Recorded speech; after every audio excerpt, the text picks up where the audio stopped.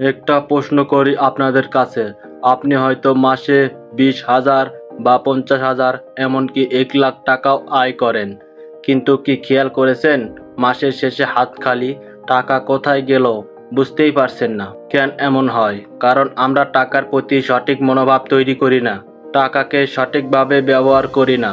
আজকের ভিডিওতে আমি আপনাদের জানাবো 6টা আসল কারণ যেগুলোর কারণে আমরা বেশি আয় করলেও ধনী হতে পারি না। স্টেপ নাম্বার 1, টাকার সঠিক প্ল্যান না থাকা। আমাদের সবচেয়ে বড় ভুল হলো আমরা আয় করি, খরচ করি, কিন্তু কোনো প্রপার প্ল্যান করি না। ধরুন আপনি মাসে 50,000 টাকা আয় করলেন, কোন টাকা কোথায় খরচ হবে, কোনটা সেভ হবে তার কোনো হিসাব রাখলেন না। ফলাফল কি হলো? মাসের শুরুতে হয়তো কিছু টাকা হাতে থাকে, কিন্তু মাসের মাঝামাঝি এসে পকেট ফাঁকা হয়ে যায়, কারণ কোনো বাজেট নেই। এর কারণ কোনো বাজেট না থাকা। ধনী হওয়ার প্রথম শর্ত হলো বাজেট তৈরি করা। প্রতি মাসে আয়ের অন্তত 20% সেভ করার অভ্যাস করুন। যতই ছোট সংখ্যা হোক, সেভিং একটা অভ্যাস হয়ে গেলে সেটাই ভবিষ্যতে বড় সম্পদে পরিণত হবে। স্টেপ নাম্বার 2, শপিং এর নেশা। আজকাল অনলাইনে ঘুরলেই দেখি ডিসকাউন্ট আর ডিসকাউন্ট, এটা 50% ডিসকাউন্ট, এটা কিনলে 2টা ফ্রি। আমরা ভাবি ডিসকাউন্ট কিনছি মানে লাভ হচ্ছে, কিন্তু আসল কথা হলো আমরা অপ্রয়োজনীয় জিনিস কিনে খরচ বাড়াচ্ছি। একবার ভাবুন তো, সেটা আপনার দরকার নেই, সেটা ডিসকাউন্টে কিনে কোনো লাভ হলো কি? বরং উল্টো ক্ষতি হলো। এই শপিংয়ের নেশার কারণে প্রতি মাসে আমাদের অনেক টাকা অযথা চলে যায়। ধনী হতে হলে এই অভ্যাস বন্ধ করতে হবে। শুধু দরকারি জিনিস কিনুন, আর কেনার আগে অন্তত একদিন সময় নিন চিন্তা করার জন্য। স্টেপ নাম্বার 3, শুধু সেভিংয়ের ওপর নির্ভরশীলতা। আমাদের অনেকের ধারণা ব্যাংকে টাকা জমালে আমরা নিরাপদ থাকব, কিন্তু সত্য হলো ব্যাংকের সুদ, ইন্টারেস্ট কখনোই ইনফ্লেশনের সাথে পাল্টা দিতে পারে না। আজকে আপনার কাছে যদি 1,00,000 টাকা থাকে, 10 বছর পরে সেই টাকা দিয়ে আপনি আজকের মতো জিনিস কিনতে পারবেন না, কারণ জিনিসপত্রের দাম বাড়ছে কিন্তু টাকার ভ্যালু কমে যাচ্ছে। তাহলে করণীয় কি? শুধু সেভিং নয়, ইনভেস্টমেন্ট করতে হবে। Stock market, mutual fund, real estate, ব্যবসা, যেটা বোঝেন সেটাতেই বিনিয়োগ করুন, কারণ টাকা ব্যাংকে রেখে দিলে সেটা ঘুমিয়ে থাকবে, কিন্তু ইনভেস্ট করলে সেটা আপনার জন্য আয় করতে শুরু করবে। স্টেপ নাম্বার 4, খারাপ অভ্যাস আর ক্রেডিট কার্ডের হাত। আজকাল ক্রেডিট কার্ড খুব সহজলভ্য।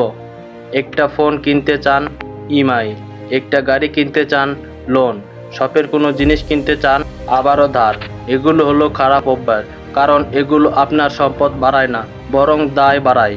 ধনী মানুষরা ধন নেন কিন্তু সেটা ব্যবহার করেন ব্যবসা বাড়ানোর জন্য, যেমন একটা দোকান খোলার জন্য। লোন নিলে সেটা থেকে আয় আসবে, এটাকে বলে ভালো অভ্যাস, কিন্তু কেবল শখ মেটানোর জন্য কিছু নিলে সেটা কখনোই আপনাকে ধনী করবে না। তাই খারাপ অভ্যাস থেকে দূরে থাকুন, বিশেষ করে ক্রেডিট কার্ডের অপ্রয়োজনীয় ইএমআই এর ফাঁদ থেকে। স্টেপ নাম্বার 5, অতিরিক্ত এক আয়ের ওপর নির্ভরশীলতা। ধরুন আপনি চাকরি করেন, ভালো বেতন পাচ্ছেন, কিন্তু হঠাৎ চাকরি চলে গেলে বা ব্যবসা বন্ধ হয়ে গেলে কি হবে? এটাই হলো এক আয়ের ওপর নির্ভরশীলতার ভয়ানক ফাঁদ।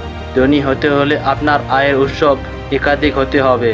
প্রধান চাকরির পাশাপাশি ছোট ব্যবসা, অনলাইন ইনকাম, ইনভেস্টমেন্ট, যে কোনো কিছু সেকেন্ড ইনকাম হিসেবে তৈরি করতে হবে, কারণ এক আয়ের ওপর নির্ভর করা মানেই হলো নিজের জীবনকে ঝুঁকির মধ্যে ফেলা। স্টেপ নাম্বার 6, আর্থিক শিক্ষার অভাব। আমরা স্কুল কলেজে অনেক কিছু শিখি, গণিত শিখি, বিজ্ঞান শিখি, ইতিহাস শিখি, কিন্তু একটা জিনিস শিখি না, সেটা হলো আর্থিক শিক্ষা। টাকা কিভাবে ম্যানেজ করতে হয়, কিভাবে ইনভেস্ট করতে হয়, কিভাবে টাকা দিয়ে টাকা আয় করতে হয়, এসব কেউ আমাদের শেখায় না। ফলাফল কি হয়? আমরা টাকা আয় করতে পারি, কিন্তু সেটা ধরে রাখতে বা বাড়াতে পারি না।